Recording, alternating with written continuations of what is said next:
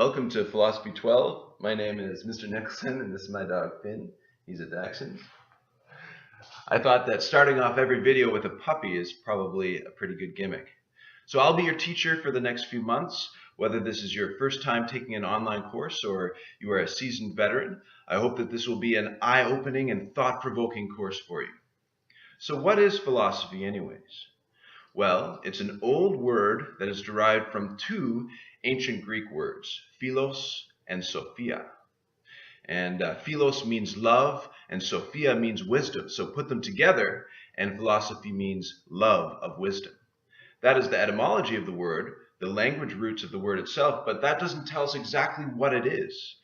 The word philosophy is used in many different contexts. People may say, well, looking after my family, that's my philosophy of life, or my personal philosophy is YOLO. Yeah, you only live once, right? So therefore, logically, you should take very dangerous risks with your life. Well, wait a minute, maybe not. So the word philosophy is used in different ways, but that's not what we mean by academic philosophy. Philosophy as an academic discipline is difficult to define. But one definition that fits it pretty well is this. It is the pursuit of knowledge and wisdom through rational inquiry. Let me say it once again. The pursuit of knowledge and wisdom through rational inquiry. I don't mean to brag or anything, but philosophy is arguably the original academic discipline. Many other disciplines like the sciences, psychology, political science, they branched off of philosophy at some point. In ancient Greece, mathematicians like Pythagoras, remember him? They were also considered philosophers. So it's got a long history and a lot of thinkers who have contributed their thoughts over the years. Is philosophy different from religion?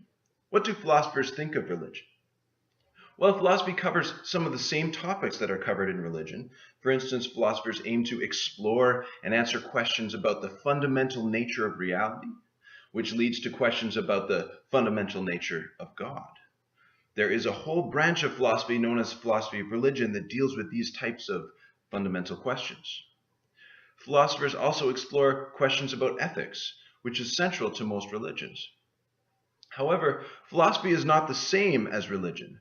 Philosophers aim to explore these questions using reason, whereas many religions emphasize the importance of faith, be it faith in God or faith in a sacred scripture. So this is not to say that religions are irrational, far from it. And to the extent that a religion relies on reason, it is in fact a form of philosophy. I would make the argument that faith is not irrational, but it is non-rational. It is a different part of the human experience that doesn't have much to do with reason.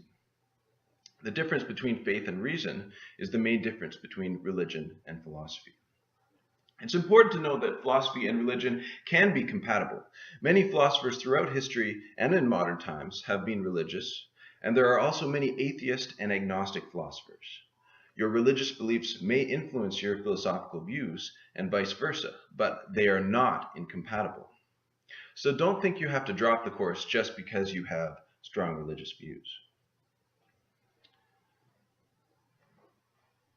So this leads me to the principles of fruitful philosophical argumentation, which were outlined in the welcome message.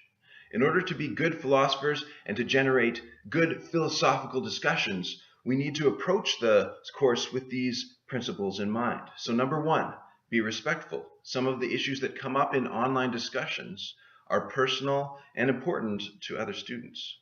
You may find yourself disagreeing with other students, and that's okay, but you need to voice your disagreement in a, let's say, calm and thoughtful way. Number two, be open-minded. Sometimes we discuss topics that may challenge your beliefs and values. Be open to an examination of those beliefs and values. New ideas you encounter may prompt you to rethink things, or they may reinforce beliefs you already have. Number three, be rational, not emotional. Now, emotion is a valuable part of the human experience, right? But an emotionally charged argument is usually a bad argument.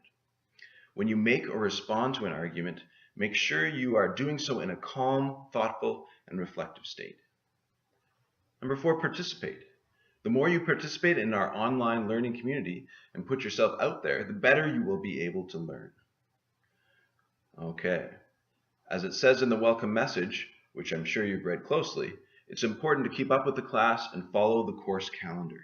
Make sure you are regularly logging in, checking the news feed, checking your email, and meeting the due dates on the course calendar. Take your time with the material. Don't rush it. Philosophy requires a lot of reading, ruminating, musing, pondering, other synonym. Only after deep thought and research should you form philosophical beliefs and build your own arguments. Every week you need to participate in the weekly Q&A in our class lounge. Okay? So all this requires of you is to pose a philosophical question relevant to the material we are covering, or to attempt to answer a question posed by one of your peers.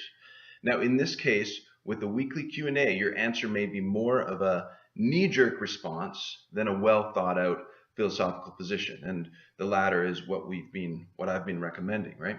But that's okay. I think it's good to start thinking about philosophical questions even if we won't have well-developed answers just yet. This course will involve a lot of reading. In some cases, you will be reading difficult primary source material. It's important to use effective reading strategies just as you would in English class.